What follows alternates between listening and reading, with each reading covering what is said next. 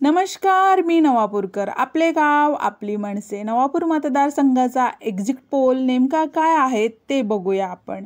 जनतेच्या मनातील खरा उमेदवार कोण आहे जनताच ठरवणार. जनतेने 20 तारखेला दिले आपलं मत. आपण आता येत्या शनिवारी बघूयाच की जनतेच्या मनातला उमेदवार कोण, कौल कोणाला दिलेला आहे, कोण उधळणार विजयाचा गुलाल, नवापूरमध्ये कोण मारणार बाजी, नेमकी स्थिती काय आहे आपण बघूयात.